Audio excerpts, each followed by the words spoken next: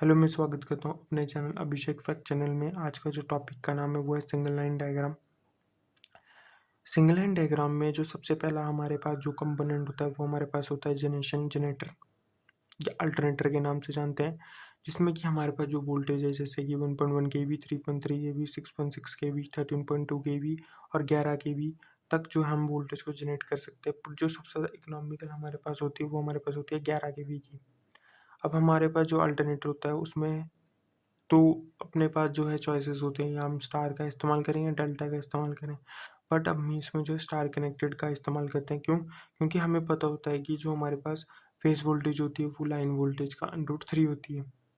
अगर हम we are के अक्रॉस बोलेंगे कितनी हमारे पास वोल्टेज है तो वो हमारे पास होगी फेज वोल्टेज आएगी, जो कि लाइन वोल्टेज का √3 हमें जो है देखने को मिलेगा। तो हमारे पास जो है 3 लाइन्स हैं, तो वो फेजेस के हिसाब से जाएगी। और जो हमारी इंसुलेशन है फर्दर हमारे पास जो है कम देखने को मिलती है। तभी हम इसमें जो है स्टार कनेक्टेड अल्टरनेटर का इस्तेमाल करते हैं और इसमें जो है 11 केवी तक की वोल्टेज को हम अडॉप्ट करते हैं। देखो, अगर ये होता है कि अगर इसके हम कम जाएंगे तो क्या होगा कि 6.6 केवी में अपनी इंसुलेशन तो कम होगी, क्योंकि वोल्टेज इंसुलेशन की प्रोपोर्शनलिटी में है और करंट आपके क्रॉस सेक्शन एरिया थिकनेस में। आपकी इंसुलेशन तो कम होगी बट आपका जो करंट है वो बहुत ज़्यादा हाई होगा।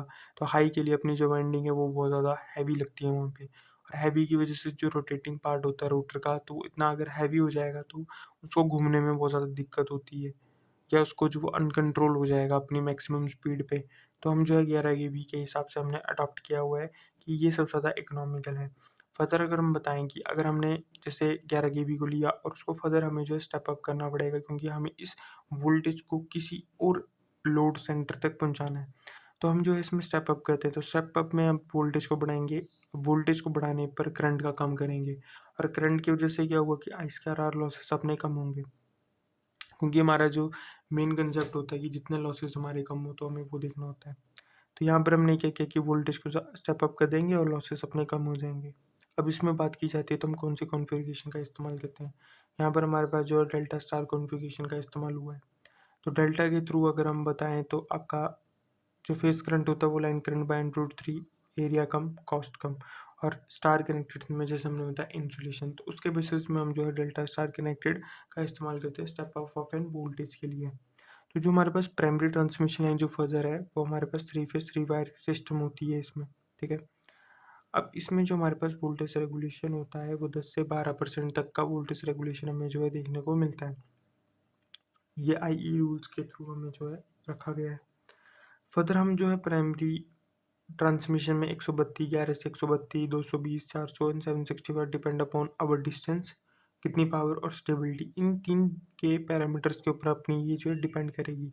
अगर आपका डिस्टेंस ज़्यादा है तो रेजिस्टेंस ज़्यादा हो जाता है, उस हिसाब से भी आपको लॉसेस के रिस्पेक्ट में देखना पड़ता है। पावर कितनी आपने जो है ट्रांसफ़र करनी है एक जगह से दूसरी जगह में, और स्टेबिलिटी बहुत ज़्यादा इसमें जो मायने रखती है। फॉर एग्ज़ाम्पल, स्टेबिलिटी को अच्छा करने के लिए हमें क्या करना पड़ता है कि बंडल कंडक्टर हो गया, डबल सर्किट लाइन होगी या सीरीज़ कैपेसिटेंस का इस्तेमाल करना पड़ता है।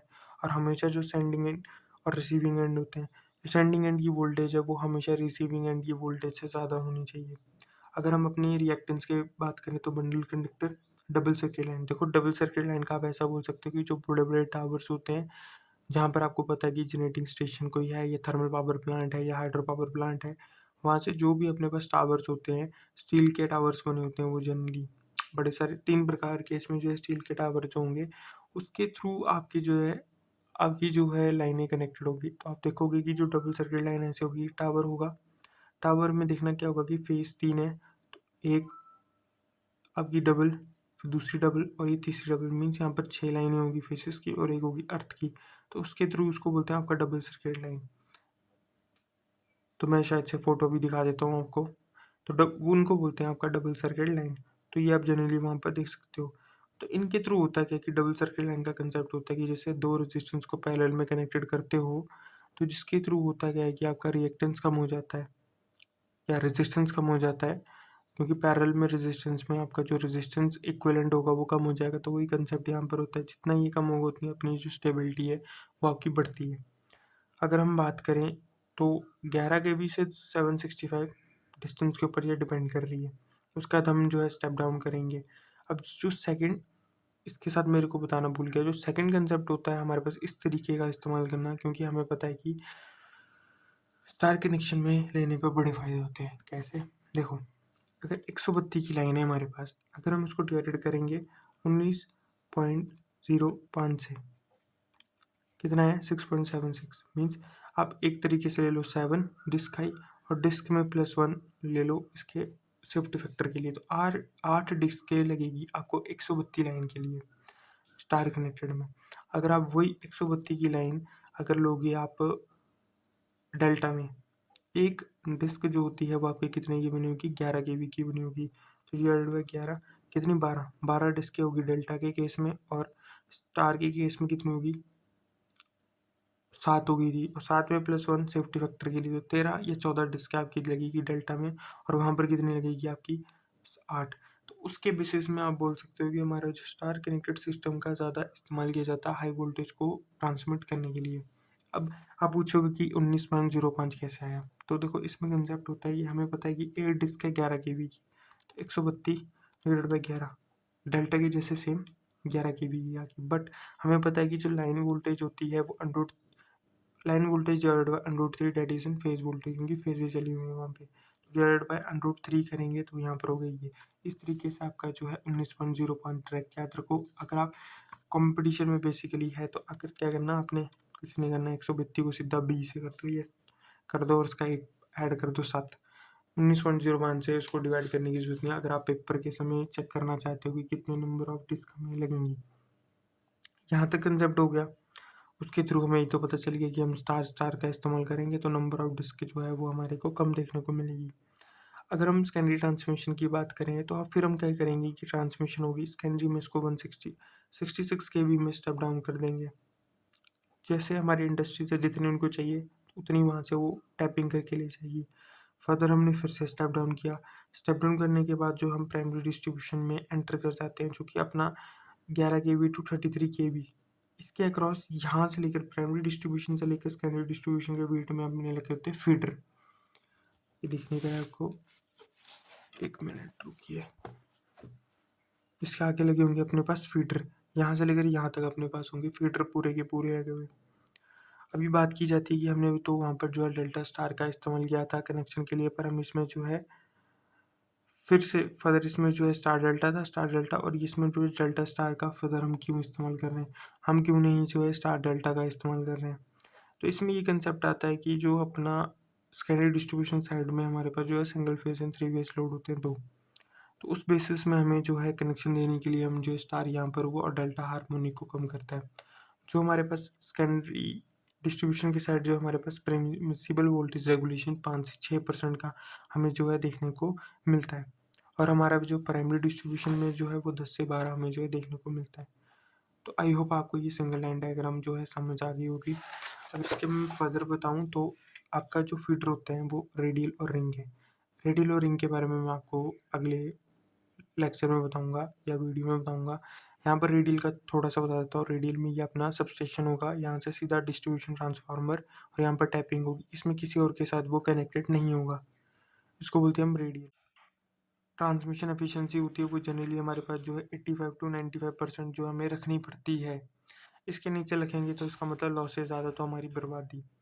डीसी ट्रांसमिशन की लाइन बात करते हैं तो हम डीसी ट्रांसमिशन लाइन का भी इस्तेमाल करते हैं पावर को फीडअप करने के लिए, देने के लिए, भेजने के लिए। तो हम कहाँ तक है, 500 KB और 800 KB तक।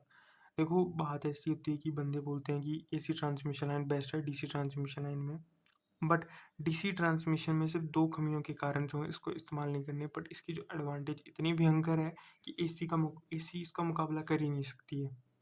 बस दो जो डिसएडवांटेज है, जो अगली एक वीडियो है जिसमें मैं बता दूंगा, अभी भी बता देता हूँ। एक तो हम इसको step up and step down नहीं कर सकते। मेन हमारे पास प्रॉब्लम यही आती है, क्योंकि ट्रांसफार्मर के ऊपर कभी भी ये काम नहीं करती है, और उसके थ्रू अगर काम भी कराएं तो उसमें वाइंडिंग फूक जाएगी प्राइमरी वाली। तो ये इतनी भयंकर डिसएडवांटेज थी डीसी ट्रांसमिशन लाइन की, जिसके लिए हमें बहुत बड़े जो है ताम झाम लगाने पड़ते हैं इसको ट्रांसमिट करने के लिए। तो हम जो है जनरली कर भी रहे हैं ट्रांसमिट। हम जो है इसमें 500 KB और 800 KB, ये दो इकोनॉमिकल हमारे पास जो है डीसी ट्रांसमिशन लाइन में इसका इस्तेमाल कर रहे हैं इंटरकनेक्टेड में। जब हमें एक स्टेट को दूसरे स्टेट या एक रीजन को दूसरे रीजन, क्योंकि जो पावर ग्रिड वाले रीजन है वो 5 है पूरे इंडिया में, तो उसके थ्रू अगर एक रीजन या एक ग्रिड से दूसरे ग्रिड को पावर ट्रांसफ़र करनी है तो हम इसमें जो है 500 केवी और 800 केवी डीसी का भी इस्तेमाल कर रहे हैं। इसके जो फर्दर है वो 1200 केवी तक का इस्तेमाल करने के ऊपर काम चल रहा है, मीन्स उसके ऊपर अंडर प्रोसेसेस में है। और देखो अब देखो 1200 केवी तक के लिए डीसी का है और 1100 केवी तक के लिए एसी का है। तो अब देख सकते हो कि डीसी भी बहुत भयंकर है। एंड जैसे इंडक्टेंस, कैपेसिटेंस, ये फेरेंटे, ये तो कुछ दिखते भी नहीं इनके सामने। स्किन इफेक्ट, फेरेंट इफेक्ट, ये इनके सामने नहीं। डीसी ट्रांसमिशन के सामने या डीसी के सामने कुछ भी नहीं है ये। अगर हम थोड़ी बात करें, चलो हाई वोल्टेज डिसएडवांटेज अगर मैं बताता हूँ कि जो अगर हम हाई वोल्टेज का इस्तेमाल करते हैं जिसके थ्रू टावर, क्रॉस सेक्शन और इंसुलेशन ये बहुत ज़्यादा जो है हाई हो जाती है। फर्दर में 2 वीडियो बनेगी, advantage of an high voltage and disadvantage of an high voltage के ऊपर बनेगी। और सेकंड हमारे पास जो फीडर के बारे में अच्छी तरीके से आपको बताया जाएगा। फॉर एग्जांपल जैसे ये है, तो यहाँ पर मैंने बना के रखा हुआ है फीडर के ऊपर और आपका डिस्ट्रीब्यूटर के ऊपर। तो ये फर्दर जो है आगे जाके आपको जो है मिल जाएगा कि कहाँ पर क्या होता है, किसके रिस्पेक्ट में। जैसे आप देख सकते हो कि फीडर में जो आपका वॉल्यूम होता है वो इन्वर्सली प्रोपोर्शनल टू सिर्फ वोल्टेज होता है और वही डिस्ट्रीब्यूशन में inversely proportional to V square होता है। ट्रांसमिशन में भी सेम ये होता है। तो ये जो होते हैं इनके बारे में, ये जो कंपटीशन में आते हैं तो इसके बारे में आपको जो है अगली वीडियो में बताया जाएगा। और वीडियो अच्छी लगी तो लाइक कीजिए। धन्यवाद।